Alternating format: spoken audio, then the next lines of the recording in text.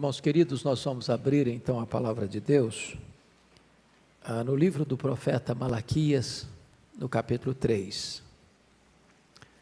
Profeta Malaquias, capítulo 3, leremos dos versos 6 ao verso 12.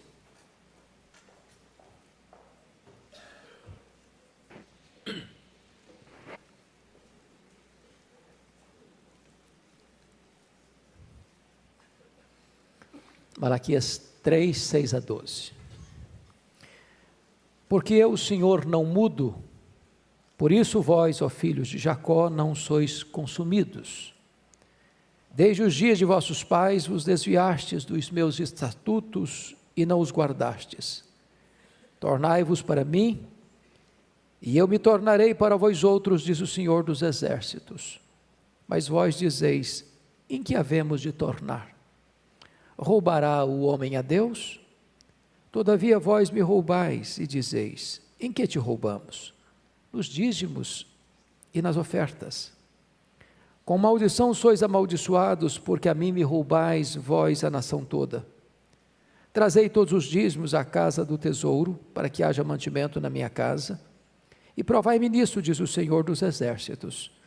Se eu não vos abrir as janelas do céu e não derramar sobre vós bênção sem medida, por vossa causa repreenderei o devorador, para que não vos consuma o fruto da terra. A vossa vide no campo não será estéril, diz o Senhor dos Exércitos. Todas as nações vos chamarão felizes, porque vós sereis uma terra deleitosa, diz o Senhor dos Exércitos. Amém. Meus amados, o livro do profeta Malaquias traz a imagem para nós de um grande tribunal. Todo o livro versa sobre esta ideia de Deus estabelecendo um tribunal e chamando o seu povo para uma audiência, e interrogando o seu povo, e diante da pergunta de Deus, vem a réplica do povo e vem a tréplica de Deus. Todo o livro se desenvolve dentro dessa estrutura. Se não, vejamos. Olha aí comigo o capítulo 1, verso 2, a primeira audiência. Eu vos tenho amado, diz o Senhor, mas vós dizeis, olha a réplica. Em que nos tens amado?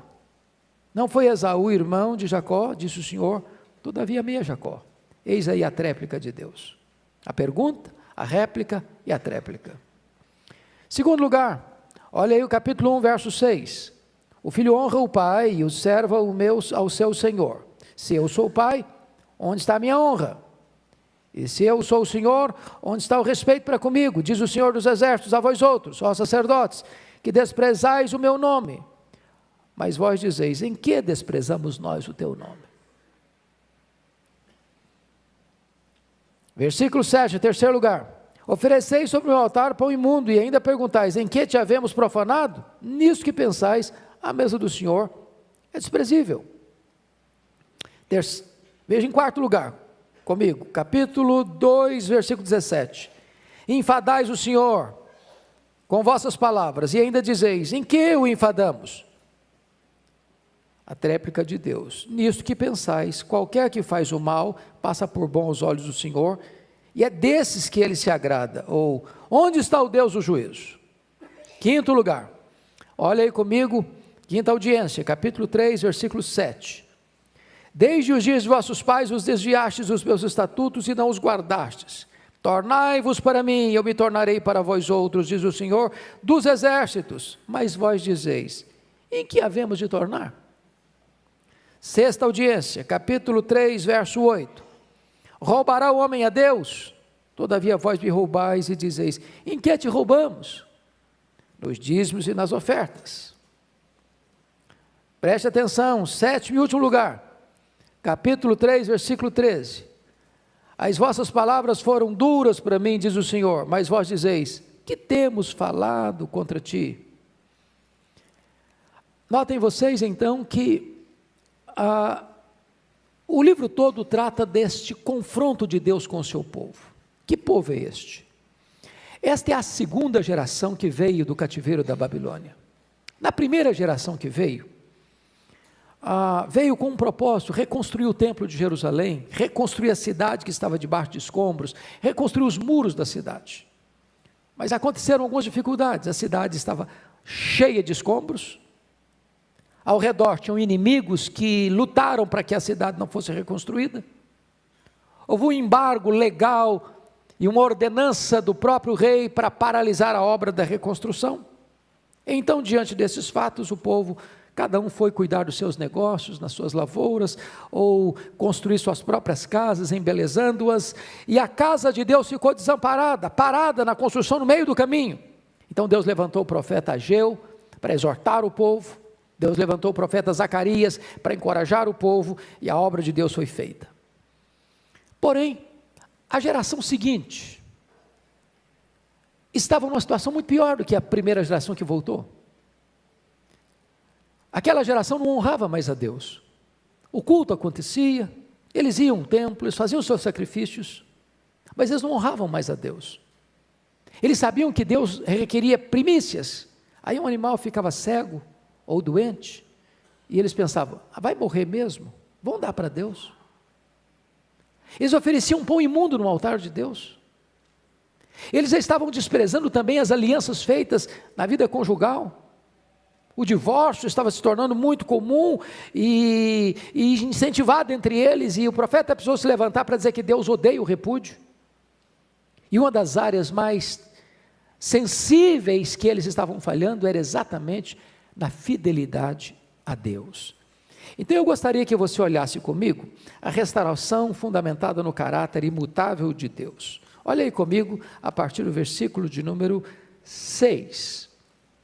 Porque eu, Senhor, não mudo, por isso vós, os filhos de Jacó, não sois consumidos. Uma coisa maravilhosa, irmãos, é que às vezes nós claudicamos na nossa relação com Deus. Somos infiéis, somos desobedientes, somos ingratos. E Deus continua nos amando. Deus continua nos protegendo. Os puritanos diziam assim: não há nada que você possa fazer para Deus amar você mais, não há nada que você possa fazer para Deus amar você menos. Então, exatamente a imutabilidade de Deus conosco, porque Ele é imutável em seu ser, Ele é imutável em seu caráter, Ele é imutável em seu amor, é que nós temos esperança. Não é isso que está escrito? Porque eu, o Senhor, não mudo, por isso vós, ó filhos de Jacó, não sois consumidos. Se Deus tratasse a você e a mim do jeito que eu sou e do jeito que você é, do jeito que nós somos, seríamos consumidos. Somos fracos, tantas vezes desobedientes, tantas vezes ingratos, tantas vezes infiéis. E não obstante esse fato, Deus continua nos amando e cuidando de nós. Ele nos corrige, Ele nos disciplina, mas jamais nos destrói, sempre nos ama, nunca desiste de nós. Então, o texto está dizendo que é a imutabilidade de Deus que é a nossa máxima segurança. As misericórdias de Deus são a causa de não sermos o quê? Consumidos.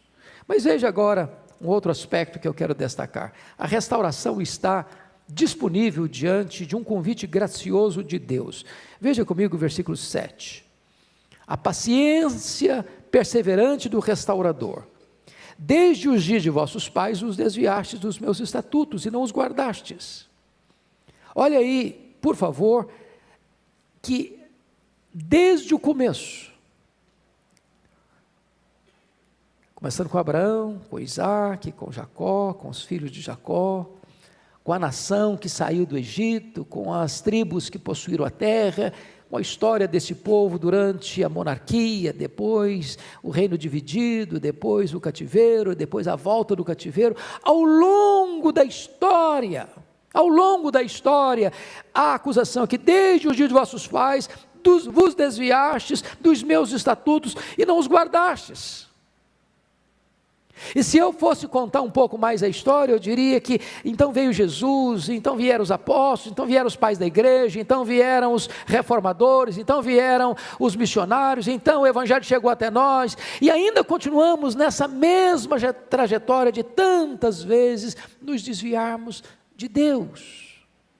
A paciência perseverante do restaurador. Agora vejamos o profundo anseio do restaurador. Versículo 7: tornai-vos para mim. Tornai-vos para mim. Meus irmãos, Deus não quer adoração. Deus está procurando adoradores. Deus é relacional. Deus vive numa eterna e perfeita comunhão entre o Pai, o Filho e o Espírito Santo, e Ele formou um povo para si, para o louvor da sua glória, e este Deus que nos ama, quer ser amado, e este Deus que se relaciona conosco, quer que nos relacionemos com Ele. Portanto, Ele está nos dizendo assim: tornai-vos para mim. Deus quer você, Deus ama você, Deus se deleita em você, Deus não abre mão de você, e essa volta para Deus, conforme o profeta Joel havia dito, deve ser de todo o coração, rasgando o coração, não as vestes, voltando para Deus com pranto, com choro, com jejuns. Mas como é que é essa dinâmica relacional do restaurador? Olha comigo ainda, o versículo de número 7, tornai-vos a mim, e eu me tornarei para vós outros, diz o Senhor dos Exércitos. Amados irmãos, notem isso, sempre que o povo de Deus arrependido se volta para Ele, Deus com mais pressa ainda se volta para nós. Na figura do pai do pródigo, quando o pródigo retornava maltrapilho, pensando: será que o pai vai me perdoar? Será que o pai vai me receber? Eu me contento em apenas ser um servidor, um trabalhador na casa do meu pai. E ainda que ele pensasse todas essas coisas e não esperasse mais além dessas coisas, ao perceber, o pai já estava correndo ao encontro dele para abraçá-lo, para beijá-lo e para devolver a ele o status de filho e para fazer uma grande festa pela sua volta. Esta é a dinâmica de Deus, nos trazendo abraço, nos trazendo beijo, nos trazendo uma grande festa. Agora notem mais, a insensibilidade do povo, na pergunta que está aí no versículo 7, em que havemos de tornar? Pior do que uma doença, é a não consciência da doença. Pior do que o pecado, é não vê-lo, é não reconhecê-lo, é não admiti-lo, é não confessá-lo, é não abandoná-lo. O povo está longe de Deus, e Deus convida o povo para se voltar para Ele. O povo pergunta: mas voltar para quê? Voltar como? Por que voltar? Tem algum problema? Tem alguma coisa errada? Precisam corrigir alguma coisa? A insensibilidade espiritual é pior do que o próprio pecado. O povo não quer voltar, o povo não sente necessidade de voltar, o povo está completamente cauterizado no seu pecado, anestesiado. O povo está no estágio mais avançado da sua decadência espiritual. É como a igreja de Laodiceia: estou rica e abastada, não preciso de coisa nenhuma, quando ela é cega, miserável e pobre. Ou como a igreja de Sardes, que achava que estava viva, e Deus diz: não, você está morta. Mas, amados irmãos, notem vocês que a restauração passa não só por um retorno do coração para Deus, mas também de forma prática passa pela fidelidade na devolução dos dízimos, conforme os versos 8 a 10. Mas eu chamo a sua atenção para um ponto. Eu vou começar a tratar aqui de um assunto muito sensível nos dias de hoje, muito sensível, porque muita gente hoje fala de dinheiro, e Deus não se preocupa com o dinheiro, sabe, irmãos? A Bíblia diz que o ouro e a prata pertencem a Deus. Deus não está em crise financeira. O banco do céu não está quebrado. Deus não entra em conflito por causa de dinheiro. Tudo é dele. Tudo é dele. Agora, antes de Deus conclamar o seu povo a trazer os dízimos, Deus conclama o seu povo a trazer o coração. Tornai-vos para mim. Não faz nenhum sentido para Deus eu trazer dinheiro para a casa dele, se o meu coração não vem na frente do dinheiro.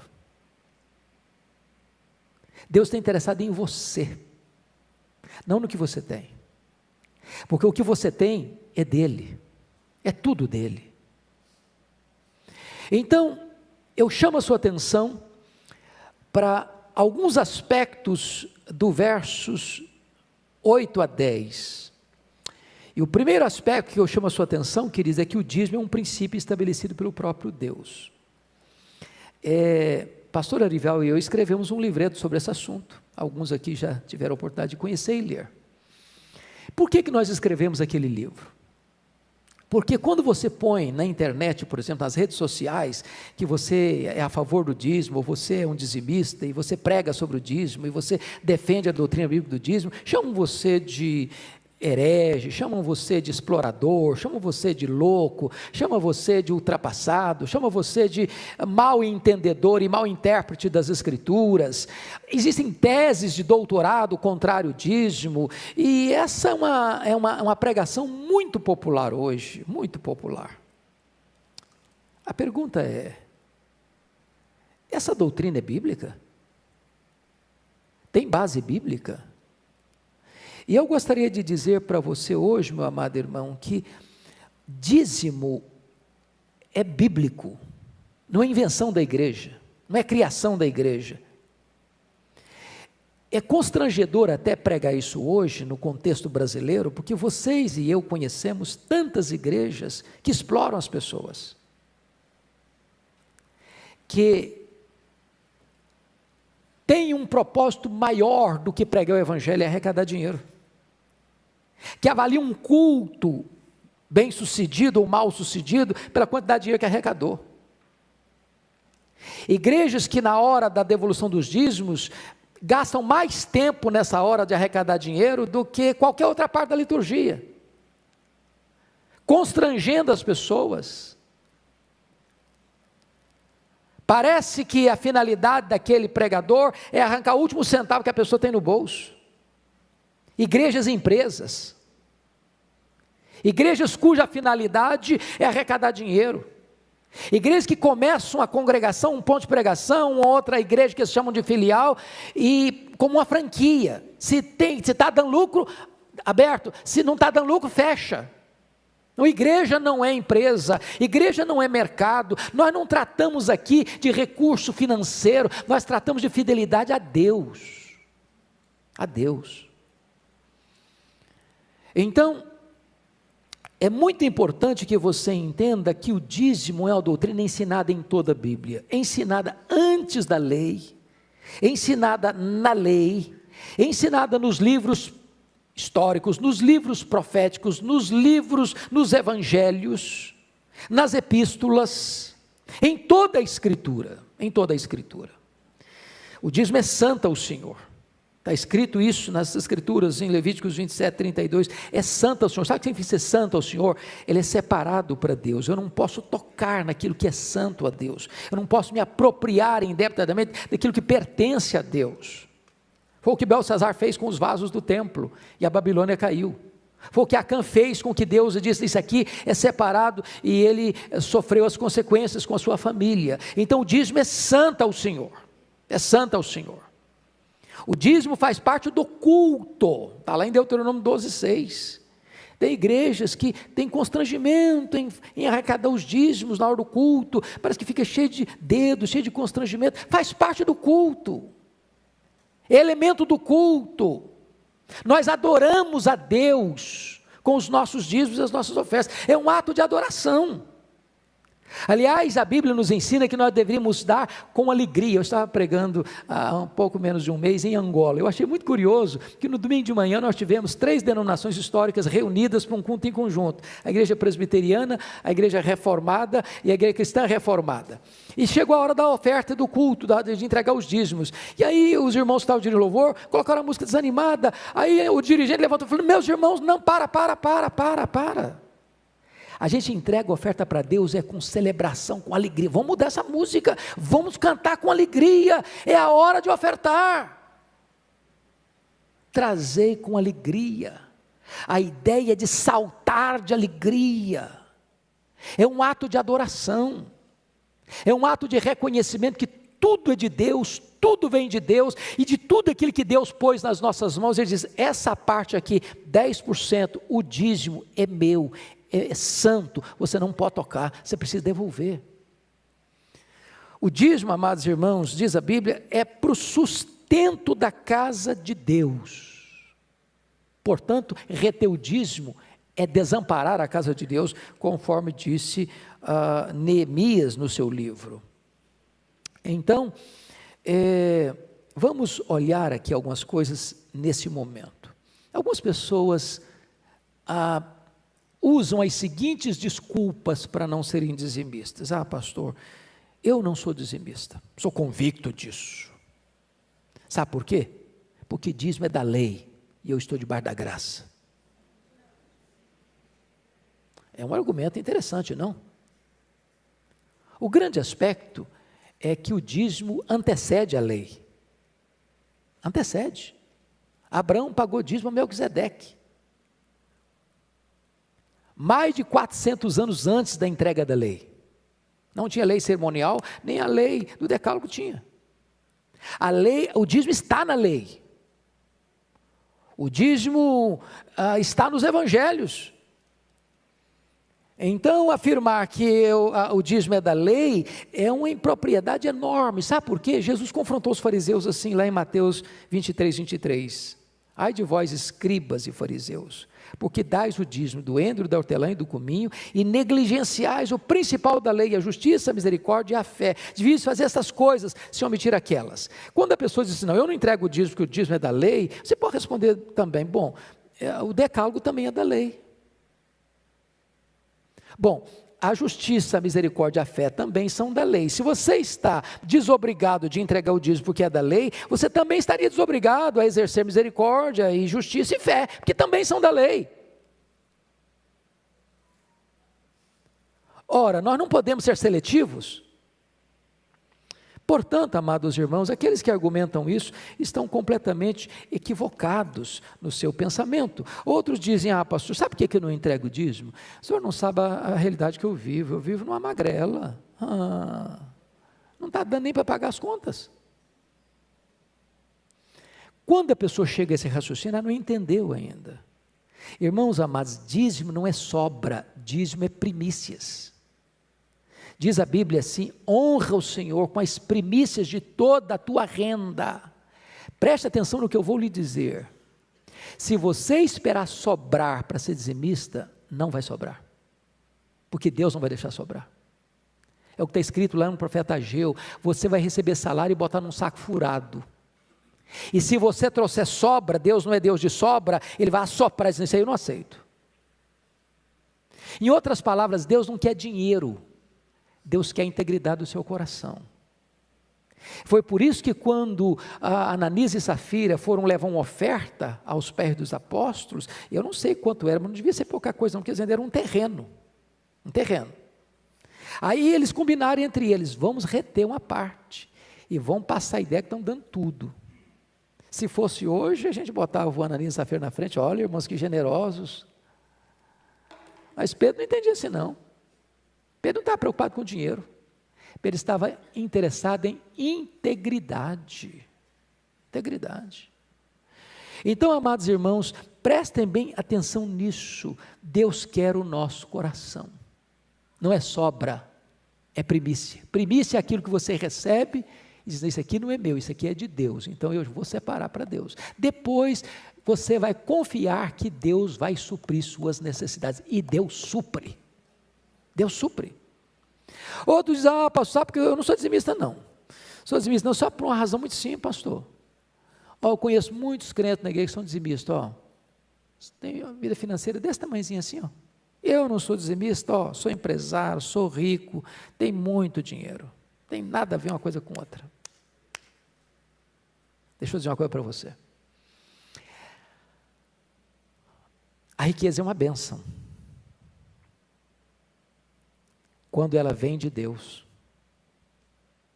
Mas nem todas as pessoas ricas estão debaixo da bênção de Deus. Diz a Bíblia que aquele que quer ficar rico cai em tentação e cilada e atormenta a si mesmo com muitos flagelos, e muitos nessa cobiça se desviaram da fé. Mas a piedade com contentamento é grande fonte de lucro. O amor do dinheiro é a raiz de todos os males. Então preste bem atenção nisso. É melhor você ser um pobre fiel do que ser um rico infiel. Aliás, prosperidade não tem a ver só com dinheiro. Vocês são provas disso e conhecem tanta gente assim. Gente que tem muito dinheiro e é infeliz. Gente que tem muito dinheiro e não tem paz. Gente que tem muito dinheiro e não dorme de noite sem Lexotan. Gente que tem muito dinheiro e não tem harmonia dentro de casa. Gente que tem muito dinheiro e vive uma vida infeliz. Gente que tem muito dinheiro e tira a própria vida. Não tem maior riqueza do que você deitar a cabeça no travesseiro e dormir em paz. Não tem maior riqueza do que você saber que o que você tem está nas mãos de Deus, veio de Deus, e você considera que tudo é para a glória de Deus. Não tem maior riqueza do que você ter uma família unida, feliz, abençoada, honrada. Amados irmãos, Deus é Deus que abençoa, e a bênção dele vem em todas as áreas da vida. Tem gente que diz assim: ah, pastor, eu não sou dizimista, não. Sabe por quê? Eu não sinto no coração. Eu não sinto no coração que eu devo ser dizimista. Deixa eu dizer uma coisa para você, meu amado. O crente não vive pelo sentimento, não. O crente vive pela fé. Eu nunca me esqueço um dia que eu estava no seminário de Campinas, eu era estudante ainda, seminarista, e foi pregar um pastor, conhecido de alguns de vocês aqui, já falecido, chamado Jacó Silva. E o negócio dele era pregar sobre dízimo. E ele pregou um sermão de 2 horas. Depois que ele explicou para lá, para cá, de Gênesis e Apocalipse, levantou um seminarista e disse assim: pastor, mas eu sinto no meu coração que eu não devo ser dizimista. Aí ele disse assim: ô filho, você sentiu errado, pode sentar. Sentiu errado. Nem tudo que a gente sente está certo, não. Então a sua vida não pode ser governada por aquilo que você sente. A sua vida deve ser governada por aquilo que a Bíblia diz. Outro diz assim: ah, pastor, eu sou o seguinte, dízimo eu não entrego não, eu dou oferta, eu sou um cara generoso. Então deixa eu dizer uma coisa para você. Dízimo você não dá. Dízimo você entrega. É por isso que dízimo é dívida. Roubará o homem a Deus? Quando eu não entrego o dízimo, eu estou me apropriando indebitamente do que não é meu, é santo ao Senhor. Agora, eu não posso querer reter o que não é meu, não pagando a dívida, dando uma oferta, achando que está tudo certo. Imagine que eu fosse devedor de alguém de R$1.000 e eu não quero pagar a dívida. E eu chego lá com um presentinho de R$100 pensando que está quitada a dívida. Não é certo. Você quer dar presente? Pague a dívida primeiro. Depois você dá presente. O crente deve entregar o dízimo e ser ofertante. A oferta é voluntária. O dízimo é dívida. Então ninguém pode sentir-se desobrigado de entregar o dízimo porque dá oferta. De forma nenhuma. Tem tantas outras justificativas. Talvez, eu não entrego o dízimo não, porque eu não concordo da maneira que o conselho dessa igreja administra o dinheiro. Bom, deixa eu dizer uma coisa para você. Deus mandou você entregar, mas não constituiu você juiz do dízimo que você entregou. Até porque não é seu. Se quem administra o dízimo não está sendo fiel na administração, Deus vai cobrar dessas pessoas. Mas o seu papel é ser fiel na devolução. Então notem comigo, amados irmãos, que haveriam tantas desculpas, e se você der uma olhadinha no livreto lá que Erival e eu escrevemos, você vai ver tantas outras. O texto aqui nos mostra alguns pecados em relação a essa questão do dízimo. O primeiro pecado é reter o dízimo. Olha o versículo 8. Roubará o homem a Deus, todavia vós me roubais. Em que te roubamos? Nos dízimos e nas ofertas. A palavra roubar aqui no hebraico é uma palavra interessantíssima. No grego você tem duas palavras para ladrão. Tem a palavra kleptes e a palavra lestes. A palavra kleptes vocês conhecem. Nós até psicologizamos isso, né? Fulano de tal é um cleptomaníaco, ele é um doente. Não deixa a carteira perto não, que ele pega. É o que rouba escondido. É o batedor de carteira. Mas o lestes, esse era o Judas Iscariotes, ele era um kleptes. A Bíblia chama ele de kleptes. Mas o Barrabás, que era um camarada assaltante à mão armada, é chamado de lestes. Esse é o cara que bota um revólver na sua cara e diz, me dá o que você tem, e toma à luz do dia. Esse é o lestes. A palavra roubar aí não é kleptes, na Septuaginta, é o lestes, é o assaltante, é o que toma força, é o que chega para Deus e diz, eu não vou entregar o que é teu, e daí? Afronta Deus ainda. Roubará o homem a Deus? Então, reter o dízimo, amados irmãos, é uma afronta ao próprio Deus. 8 razões para não reter o dízimo. Primeiro, tudo que você tem pertence a Deus. Segundo, Deus é o Criador, o provedor e o protetor. Terceiro, reter o dízimo é colocar o salário num saco furado. Quarto, reter o dízimo é a mais pura perda para você, porque reter mais do que justo é pura perda. Quinto, reter o dízimo é amar o dinheiro. Sexto, reter o dízimo é desconfiar da providência de Deus. Sétimo, reter o dízimo é roubar a Deus. Oitavo, reter o dízimo é desamparar a casa de Deus. Esse é o primeiro pecado, não pode reter. Segundo, não pode subtrair o dízimo. Olha o versículo 10. Trazei quantos dízimos? Todos os dízimos. Então, subtrair significa o seguinte, eu achei da graça que há poucos dias eu passei numa igreja, tinha uma faixa assim, estamos dando desconto no dízimo.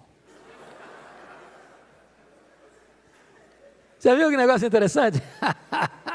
É lei do mercado. Ô irmão, vocês estão com o dízimo atrasado, ainda não fazer um descontinho, então vocês precisam pagar 10%, não, paga 5%, tá? Não, irmãos, a igreja não pode mudar a palavra de Deus, não, que negócio é esse?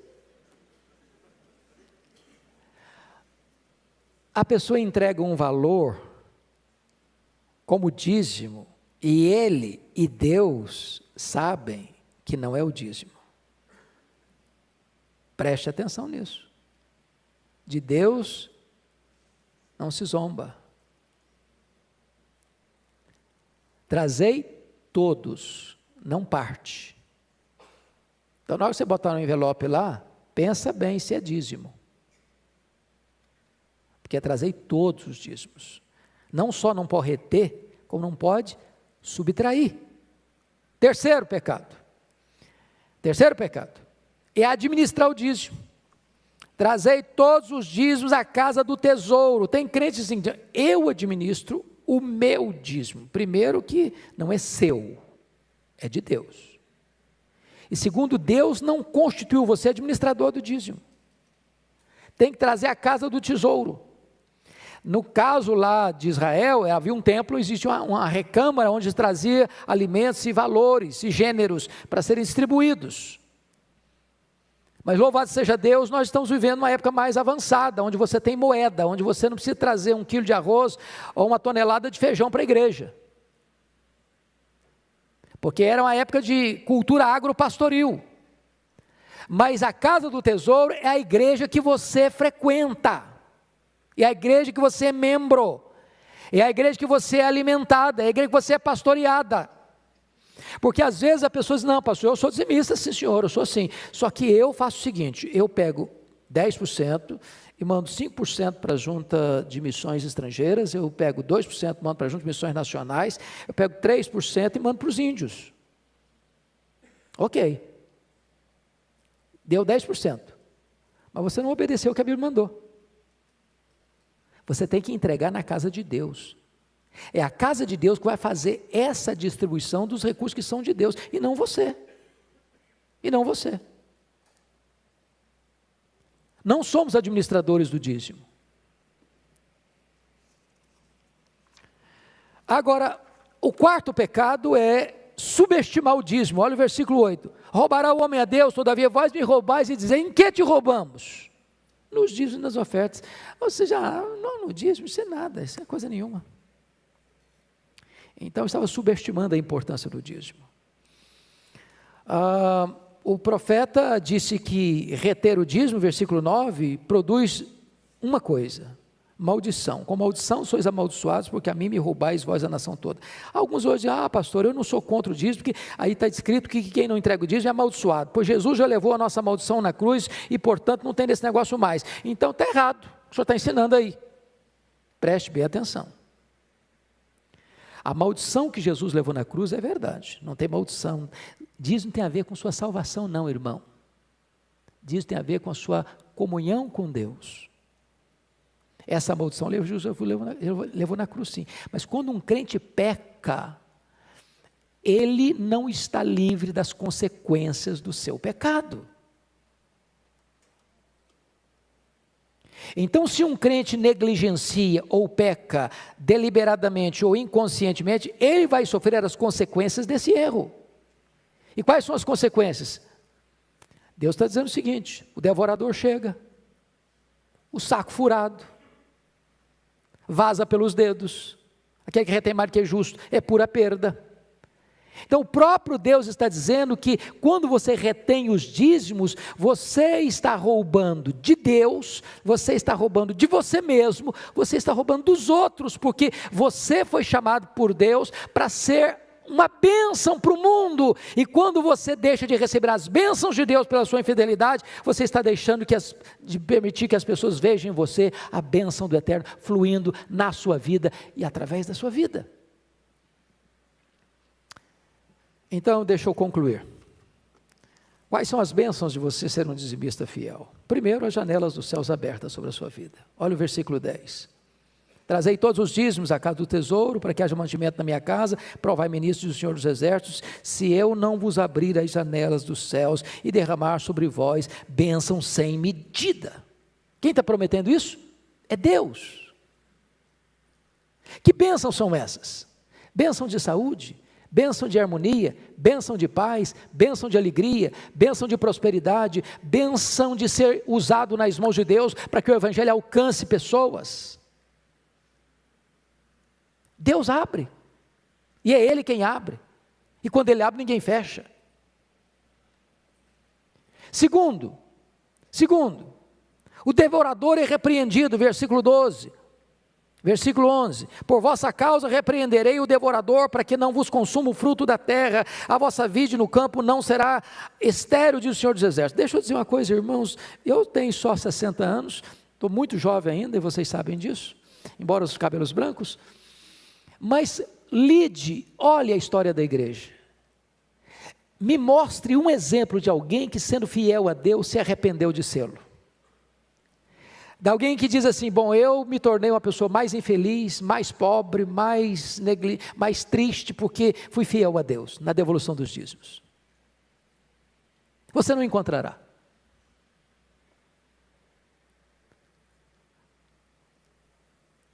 Entenda isso, Deus não precisa de dinheiro, Deus quer fidelidade. Agora ele está dizendo o seguinte, se você reconhecer que eu sou dono de tudo, que os 10% são meus, e os 90% que ficaram são meus também, mas eu coloco nas suas mãos, para você administrar, eu vou abençoar você, eu vou abrir as janelas do céu para você, eu vou derramar bênçãos sem medida sobre você, você vai ser visto como alguém abençoado, e as pessoas vão olhar para você, todas as nações o chamarão felizes. Agora, preste atenção num desafio, e eu quero concluir aqui. Deus chama o seu povo a fazer uma prova dele, trazei todos os dízimos à casa do tesouro, para que haja mantimento na minha casa, e provai-me nisto, diz o Senhor dos Exércitos. Eu sei que mexer com o bolso é muito sensível, sabe por quê? Porque o seu coração não mora na caixa torácica, o seu coração mora no seu bolso. Onde estiver o teu tesouro, aí estará teu coração.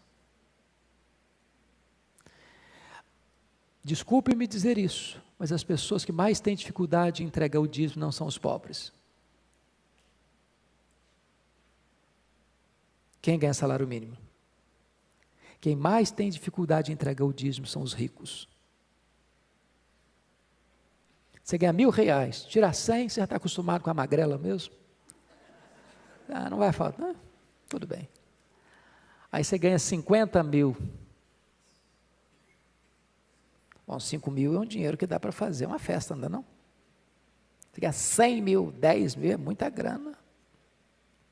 500 mil, 50 mil, dá para comprar um carro popular.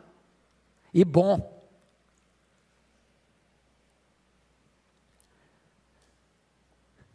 Dízimo, irmão, é 10%. Seja de muito ou seja de pouco. E Deus está dando uma palavra para você e para mim. Deus sabe a dificuldade que a gente tem com esse negócio de dinheiro. É por isso que a Bíblia fala mais de dinheiro que no céu. E por isso ninguém mais falou de dinheiro do que Jesus. Você está com dificuldade, irmão? Faça uma prova de Deus. Faça uma prova de Deus. E veja se Deus fala sério ou não. Se a palavra de Deus é confiável ou não. Eu sou muito grato a Deus por participar da história desta igreja nesse momento. E eu sou muito grato a Deus por pertencer a uma igreja, e vocês sabem disso, onde há transparência, integridade no trato com o dinheiro. De qualquer membro desta igreja poder chegar para a tesouraria desta igreja e ter ciência de onde foi cada centavo que entrou na tesouraria. E de vocês saberem que todo o dinheiro de Deus, não seu, não meu, de Deus, que entra é para a obra de Deus, é para a expansão do Evangelho, é para plantar novas igrejas, é para que o Evangelho alcance mais gente. Louvado seja o Senhor. Então, a Arival diz sempre que nós não estamos falando de dinheiro para nós. Pastor de igreja presbiteriana não lida com dinheiro, não mexe com dinheiro, não toca em dinheiro. O dinheiro que entra é para a obra de Deus, é para o serviço de Deus, é para a proclamação do Evangelho de Jesus Cristo.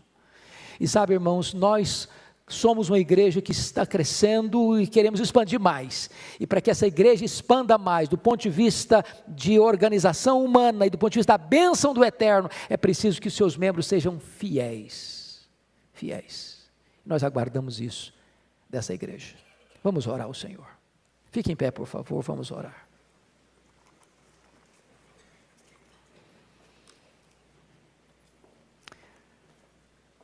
Ó Deus, nós te rendemos graças pela tua palavra. E nós te rendemos graças porque um dia fomos alcançados pela tua graça e nós estávamos completamente arruinados, sem esperança, perdidos nas trevas, escravos do pecado.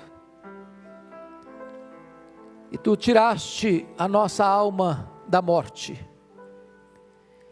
Fomos transportados para o reino da luz.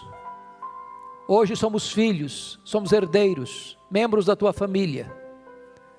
Hoje temos a alegria de saber que o nosso nome está escrito no livro da vida. A garantia de que o Espírito Santo nos selou para o dia da redenção.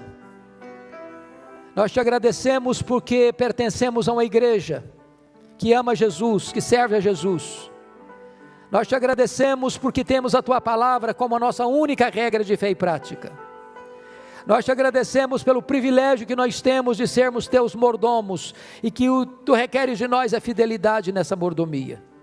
Rogamos-te que tu abençoes a tua igreja, que tu dês alegrias e experiências gloriosas àqueles que já são fiéis na devolução dos dízimos. E aqueles, meu Deus, que ainda não tiveram esta compreensão, ou ainda não tomaram essa decisão, que nesta manhã, ó Deus, assumam contigo um compromisso de fazerem prova de ti, e de experimentarem a bênção que é a fidelidade na devolução dos dízimos. Abençoa a tua igreja, abra as janelas dos céus e repreende o devorador, e manifesta a tua glória na tua igreja, para que ela possa ser uma bênção para o mundo, em nome de Jesus, amém.